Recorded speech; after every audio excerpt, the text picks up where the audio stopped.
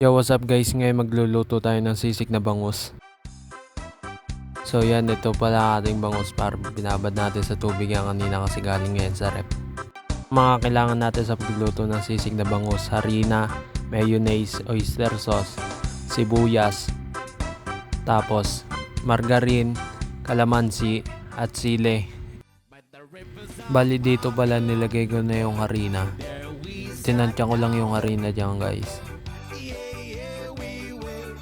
Tapos nilagyan ko din siya dito ng asin. Tansyahan lang yan guys. At ang panghuli, paminta. Siyempre pagtapos niyan, wag mong kakalimutan niyang haluin.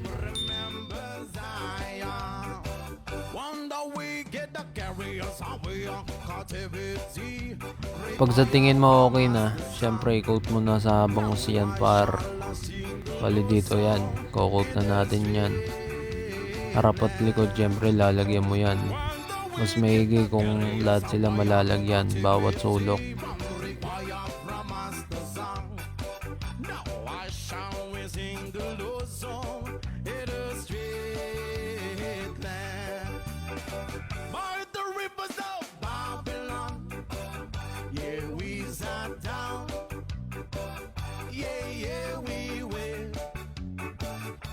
Nagpainit na pala ako dito ng kawali. Siyempre, sunod natin, lagay na natin yung mantika. Yan. Tapos, ano lang natin yan. Kalat lang natin yan. Halo-halo lang natin yan. Para lahat malagyan.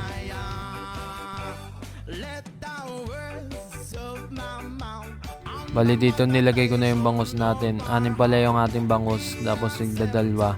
Bali 3 luto yan.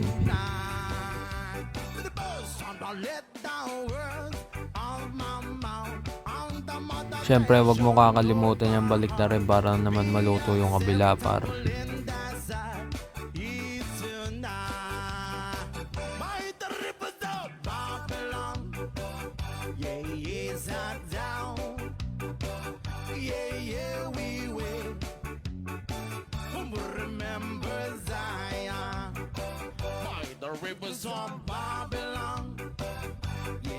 Yan, bali dito luto na pala yan. Tapos hangoy na natin yan.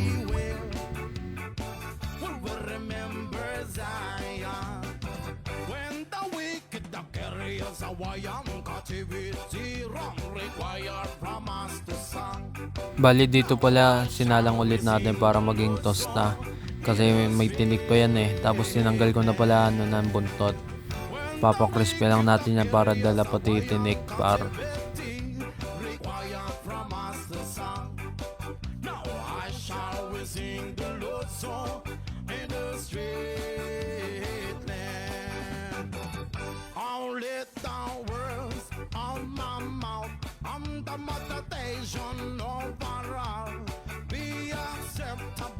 Yan o, kitang kita naman paro.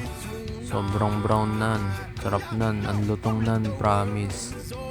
Bali yung 6 pala nating bangus, ginayang ko, tinosta ko par.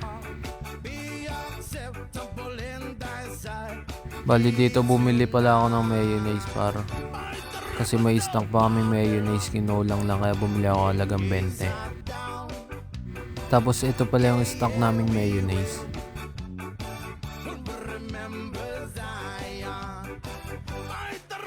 Siyempre kasunod na niyang oyster sauce par. Lagay mo yan.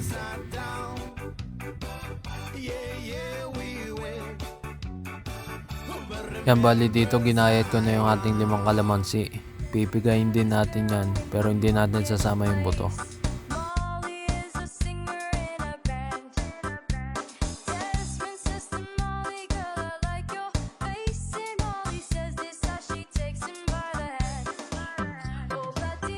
Tapos dito naglagay ako paminta, asin, yan.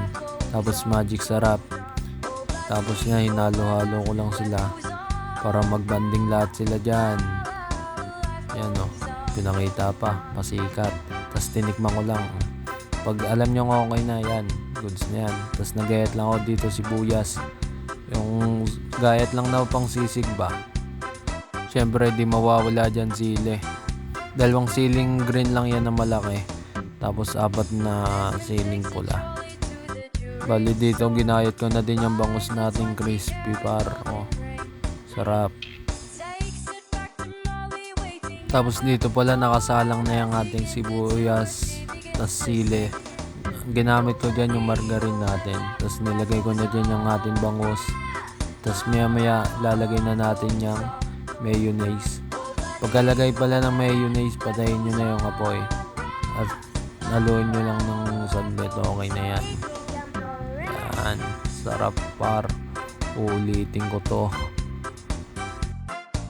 Yun, dito na tatapos tong video par. Bali, tinikman ko pala yan ha. Ang sarap. Solid. Pwede pang ulam, pwede pang pulutan. Nasa sayo na yan. Aw, bahala ka na.